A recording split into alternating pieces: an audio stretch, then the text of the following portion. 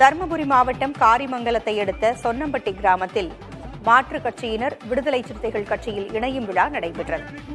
இந்த நிகழ்ச்சியில் கட்சியின் தலைவர் தொல் திருமாவளவன் கலந்து கொண்டு மாற்றுக் கட்சியிலிருந்து வந்தவர்களை கட்சியின் துண்டை அணிவித்து வரவேற்றார். நிகழ்ச்சியில் பேசிய அவர், தமிழகத்தில் விசிகாவை தவிர்த்துவிட்டு இனி எந்த அரசியல் நகர்வும் இருக்காது என்று திட்டவட்டமாக தெரிவித்தார்.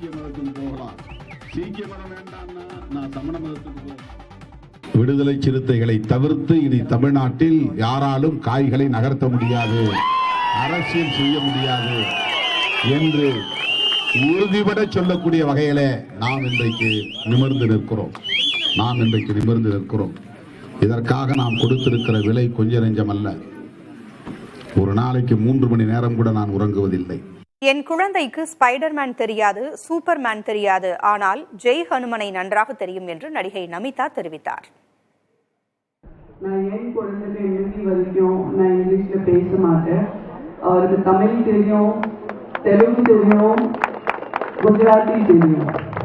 ஏன்னா இது எல்லாம் அவங்க தாய்மொழி.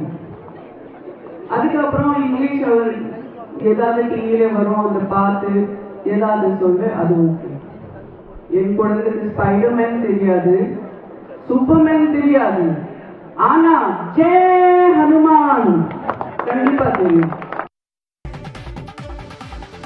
போக்சோ வழக்கில் கைதாகி பிணையில் வெளியேறிய இளைஞர் மீண்டும் கைது செய்யப்பட்டுள்ளார். கன்னியாகுமரி மாவட்டம் தக்கலைக்கு அருகே நந்துமோன் 17 வயது மாணவியை காதலிக்க வற்புறுத்தி மிரட்டியதால் போக்சோ வழக்கில் கைது செய்யப்பட்டிருந்தார். பிணை கிடைத்து வெளியேறிய பின் சிறுமியின் பெற்றோருக்கு கொலை மிரட்டல் விடுத்ததாக மீண்டும் கைது செய்யப்பட்டுள்ளார். நந்துமோன் மீது கொலை மிரட்டல் உள்ளிட்ட பிரிவுகளில் வழக்கு பதிவு செய்து தக்கலை காவல்துறையினர் சிறையில் அடைத்தனர்.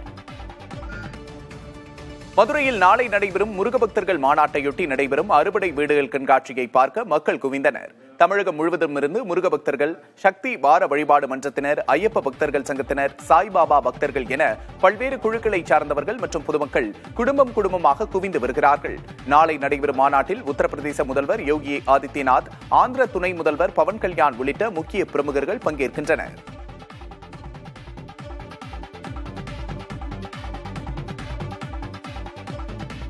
மதுரை முருக பக்தர்கள் மாநாட்டில் அமைக்கப்பட்டுள்ள அறுபடை வீடுகளில் உள்ள முருகனை பாஜக மூத்த தலைவர் ராஜா தரிசனம் செய்தார். பின்னர் செய்தியாளர்களிடம் பேசிய அவர், பல்லாயிரக்கணக்கான முருக பக்தர்கள் இந்து முன்னணி மாநாட்டுக்கு வருவதால் தான் இந்து விரோத முருக விரோத சக்திகள் மாநாட்டுக்கு எதிராக செயல்படுவதாக குற்றம் சாட்டினார்.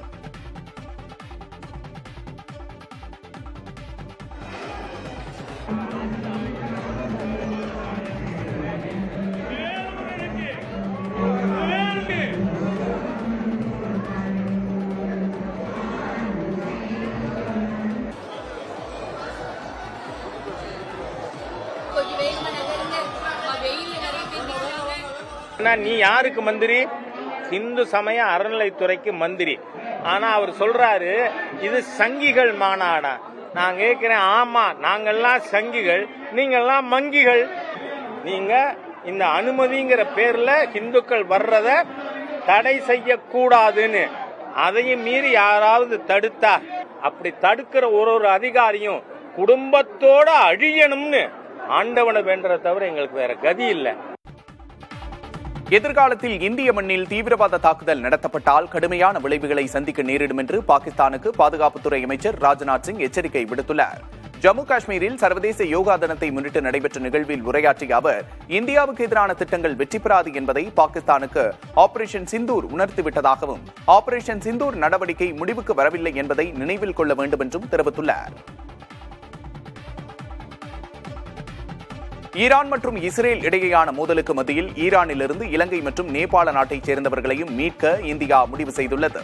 இரு நாட்டு அரசுகளிடமிருந்து வந்த கோரிக்கையை ஏற்று இந்த முடிவை மத்திய அரசு எடுத்துள்ளது.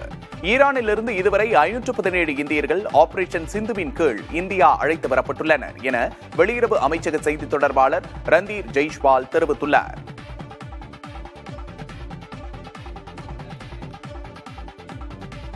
பாசனத்திற்காக மேட்டூர் அணை திறக்கப்பட்ட நிலையில் மயிலாடுதுறை காவிரி துலாக்கட்டத்திற்கு வந்த காவிரி நீருக்கு சிறப்பு பூஜைகள் செய்யப்பட்டன. நேற்று மதியம் காவிரி நீர் மயிலாடுதுறை மாவட்ட எல்லைப் பகுதியான திருவாலங்காடு விக்கிரமன் தலைப்பு நீரொழுங்குக்கு வந்து சேர்ந்தது. அங்கிருந்து நள்ளிரவு மயிலாடுதுறை துலாக்கட்டத்தை காவிரி வந்தடைந்தது.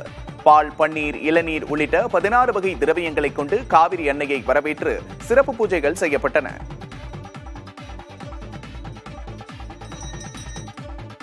கடைமடை வந்த காவிரி நீரை விவசாயிகள் நெல்மணிகள், பூக்களை தூவி வரவேற்றனர். நாகை மாவட்டத்தில் 5.73 கோடி ரூபாய் மதிப்பீட்டில் 54 பணிகளில் 430 கிலோமீட்டர் தூர்வாரும் பணிகள் நிறைவடைந்துள்ளது. அதனைத் தொடர்ந்து கடைமடை பகுதியான நாகை மாவட்டத்துக்கு காவிரி நீர் இன்று வந்து சேர்ந்தது. ஏர்வைக்காடு, வெள்ளையாறு பிரிவு காவிரி குண்டான் பாசன வாய்க்காலில் விவசாயிகள் நெல்மணிகள், பூக்களை தூவி வரவேற்றனர். 100 ஆண்டுகளை கடந்து சிவகங்கை மாவட்டம் மட்டிக்கரைப்பட்டி மீன்பிடி திருவிழாவில் கண்மாயில் தவறி விழுந்தவர் மருத்துவமனைக்கு செல்லும் வழியில் உயிரிழந்தார். கேசம்பட்டியைச் சேர்ந்த 45 வயதான பாலசுப்ரமணியன் என்ற அவர் மீன்பிடித்துக் கொண்டிருந்த போது நிலை தடுமாறி கீழே விழுந்தார். அருகில் இருந்தவர்கள் மீட்டு 108 ஆம்புலன்ஸுக்கு தகவல் கொடுத்தனர். ஆனால் ஒரே நேரத்தில் பலர் வெளியேறியதால் நேரிட்ட நெரிசலால் ஆம்புலன்ஸ் செல்வதில் தாமதம் ஏற்பட்டது. இந்நிலையில் அவர் ஏற்கனவே உயிரிழந்து விட்டதாக மருத்துவர்கள் தெரிவித்தனர்.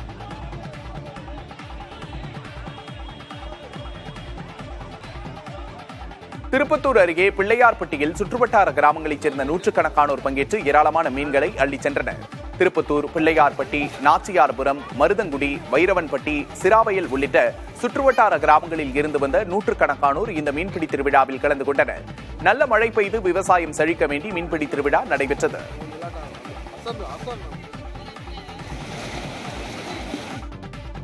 திருவண்ணாமலை அருகே சோழர் கால தூம்பு கல்வெட்டுகள் கண்டெடுக்கப்பட்டுள்ளன. மெய்யூரில் 12ஆம் நூற்றாண்டைச் சேர்ந்த ஒரு தூம்பு கல்வெட்டும், தண்டரையில் விக்கிரமச்சோழன் காலத்தைச் சேர்ந்த 2 தூம்பு கல்வெட்டுகளும் கண்டறியப்பட்டன. மெய்யூர் கல்வெட்டு இத்தோரணம் செய்வித்தான் அங்குன்ற கிழான் பொன்னம்பல கூத்தன் என்று வெட்டப்பட்டுள்ளது. தும்புக்கு தோரணம் என்று ஒரு பெயரும் உண்டு என்பது இக்கல்வெட்டு மூலம் தெரியவந்துள்ளது. ஏரியிலிருந்து பாசனத்திற்கு உபரி நீரை வெளியேற்ற தூம்புகள் பயன்படுத்தப்படுகின்றன.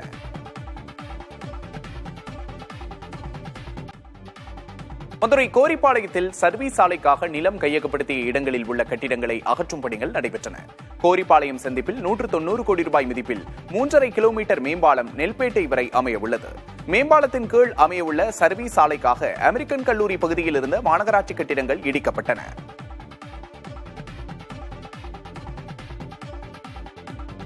புதுச்சேரியில் பாஜக சட்டமன்ற உறுப்பினர் வெங்கடேசனின் வீட்டில் பீரோவிலிருந்து 15 பவுண்ட் தங்க நகையை மர்ம நபர்கள் திருடிச் சென்றனர்.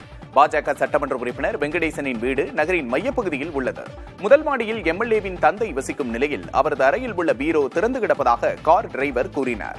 அங்கு சென்று பார்த்தபோது 15 பவுண்ட் தங்கச்சங்கிலியை காணவில்லை.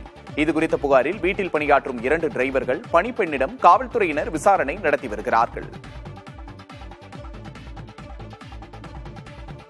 செய்யாறு அருகே சிறுமியை பாலியல் வன்கொடுமை செய்த இலங்கை அகதிக்கு ஆயுள் தண்டனை விதித்து திருவண்ணாமலை போக்சோ நீதிமன்றம் தீர்ப்பளித்துள்ளது. கடந்த 2018ஆம் ஆண்டு உதயன் என்ற நபர் சிறுமி ஒருவரை வீடு புகுந்து பாலியல் வன்கொடுமை செய்த வழக்கு திருவண்ணாமலை சிறப்பு நீதிமன்றத்தில் நடந்து வந்தது. இந்த வழக்கில் தீர்ப்பளித்த நீதிபதி காஞ்சனா உதயனுக்கு ஆயுள் தண்டனையும் 5000 ரூபாய் அபராதமும் விதித்து உத்தரவிட்டார்.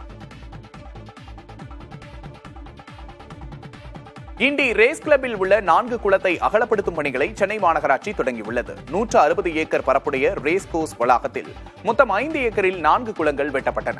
இந்த 4 குளங்களிலும் சேர்த்து தற்போது 4.6 மில்லியன் கனஅடி மழைநீர் சேமிக்கப்படுகிறது. இதனை 8 மில்லியன் கனஅடியாக அதிகரிக்க செய்யும் வகையில் கொள்ளளவை அதிகப்படுத்தும் பணிகள் சென்னை மாநகராட்சி ஈடுபட்டுள்ளது. வடகிழக்கு பருவமழை தொடங்கும் முன்னர் பணிகளை நிறைவு செய்ய மாநகராட்சி திட்டமிட்டுள்ளது. சட்டமன்ற தேர்தலுக்கு முன்னதாக பீகார் மாநில முதல்வர் நிதிஷ்குமார் இன்று முதியவர்கள், மாற்றுத்திறனாளிகள் மற்றும் கைம்பெண்களுக்கான மாதாந்திர ஓய்வூதியத்தை 400 1100 ரூபாயாக உயர்த்தி அறிவித்தார். ஜூலை மாதம் முதல் நடைமுறைப்படுத்தப்படும் இந்த திட்டத்தால் 1,09,69,255 பேர் பயன்பெறுவார்கள் என்றும் அறிவித்தார்.